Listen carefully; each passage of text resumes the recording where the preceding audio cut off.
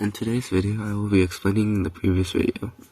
That video was actually inspired by his advancement way back in Hermitcraft Season 9, where in his 19th episode, ZF earned the Z advancement titled AFK, or Awarded for Nothing, in which Tango Tech gains 4 advancements, all while AFK. So, I went and thought, how about I try to make a system that can get as many advancements as possible without a single input. I made one of those worlds a long time ago, as you can probably tell, since it's already Season 11 of Hermitcraft. But since the previous system was way too random, it broke easily, I never used it for a video. But now I've made a new one, and it works fine.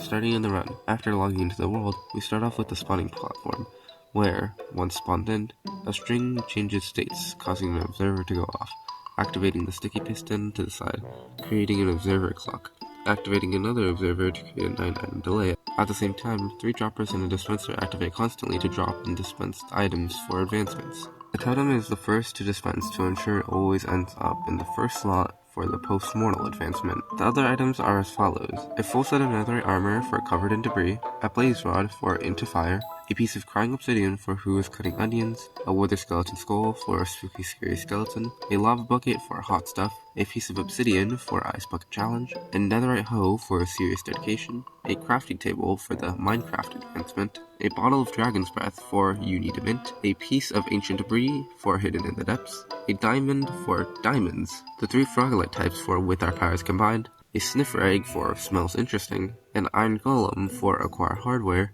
a dragon egg for the next generation, a stone pickaxe for getting an upgrade, a piece of cobblestone for stone age, a piece of iron armor for suit up, an elytra for sky's the limit, a piece of diamond armor for cover me in diamonds, a pair of leather boots for the upcoming light as a rabbit advancement, and lastly, an iron pickaxe for the isn't it iron pick advancement. After that, the 9-item delay from earlier triggers this dispenser to throw out a wind charge, blowing the player away into the bubble column, going up enough to get who needs rockets.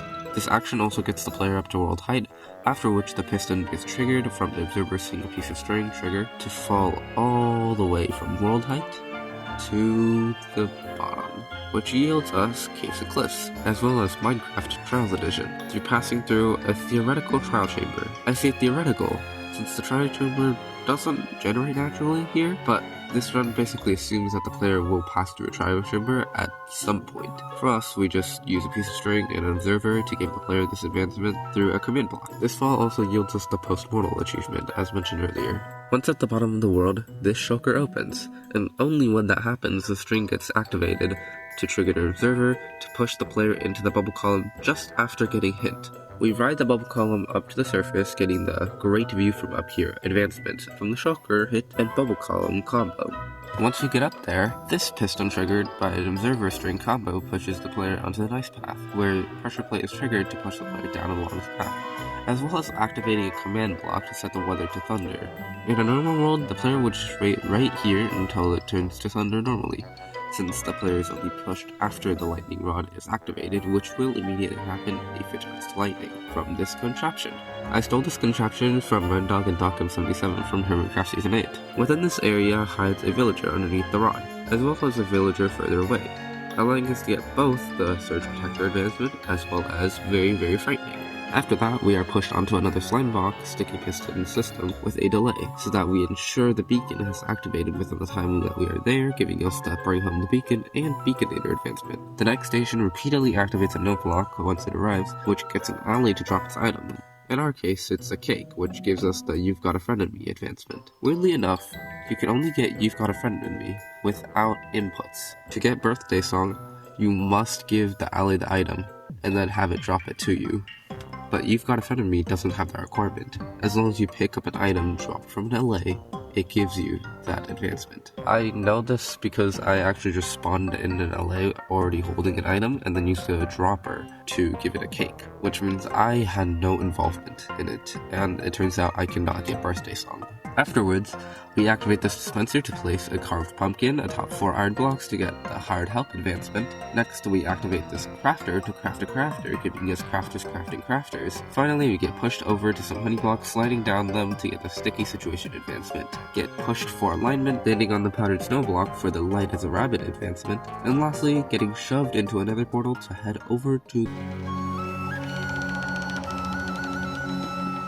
Now, before we even enter, an apple gets dropped, which is picked up by a hopper on the other side, which activates as a dispenser with lava to break the portal after the player enters. Then, it pushes the player and then reignites the portal, so I don't go insane with the amount of stuff I have to reset in between each run. Going to the Nether actually gets us 2 advancements. We need to go deeper, and Nether, the root advancement for the Nether tab.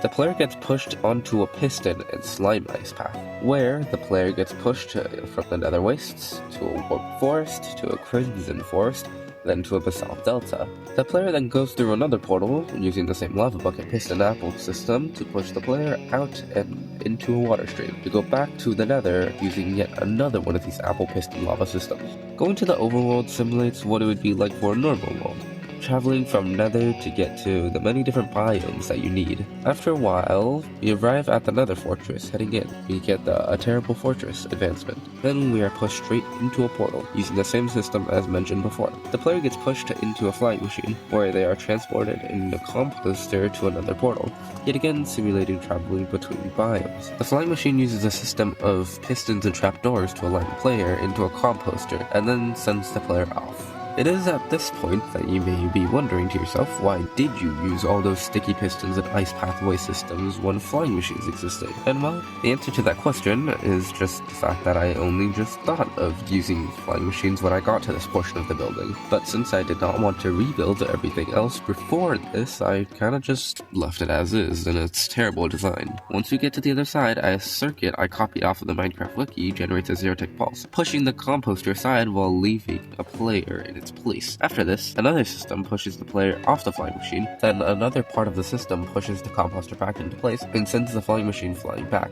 It is at this point where we get the adventuring time advancement, which is gotten from the command blocks, but in a survival world it would just be from players traveling to all different biomes in the overworld, which will take a while, but is possible. After getting pushed off the flying machine, the player gets pushed into a hole back into the Nether. Back in the Nether, we get pushed onto another flying machine, taking us through a Soul Sand Valley, completing the hot tourist destination advancement. We keep going all the way to a station, where we get pushed down onto another flying machine, using the same system from before. We travel to a Bastion Remnant to get the advancement of Those Were the Days. Then we travel down the middle, landing on the hay bale to minimize damage. Then we get pushed into a portal, traveling straight into the portal route, artificially getting us I Spy and Subspace Bubble. Again, since the structure doesn't actually exist and the advancement for finding Stronghold doesn't activate normally, I have to use a command block to get it. The Subspace Bubble is artificially gotten as well, since we didn't travel 875 blocks in the Nether, but this assumes that in survival the player would have gotten this advancement at some point in time, traveling between their different biomes that they need to get.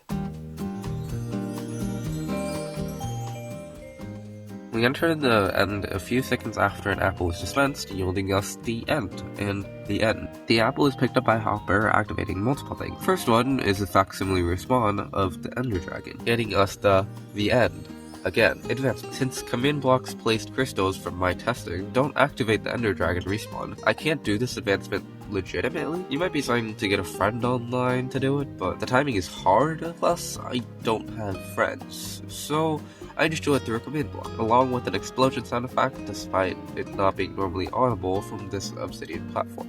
Next thing to get activated is these 3 dispensers, placing down a Wither skeleton skull each to spawn the Wither, getting the Withering Heights advancement. Lastly, the system activates a triple piston extender with 2 slime blocks to push the player onto an ice bubble column path to float upwards towards an open-end gateway. Going through the end gateway gets us a remote getaway and spawns us up at this water path, leading us down to our final flying machine of the run. This flying machine takes us to the nearest end city, giving us the city at the end of the game advancement. The same pushing system from before pushes the player down the city, down to where we are splashed with every single potion effect possible, which grants us a Furious Cocktail advancement. Now, The reason why I went this far down is because I wanted to avoid death. That's what I did last time, and it seemed pretty cool. But turns out to get the adventure advancement, you must die by or kill another mob, which means that I can't die by the void because the void's not a mob. And it turns out, instead of actually getting this advancement previously, I've just been /killing myself, and that gives me the adventure advancement. So that's the reason why I had it previously, but now I can't do that anymore, because I figured out that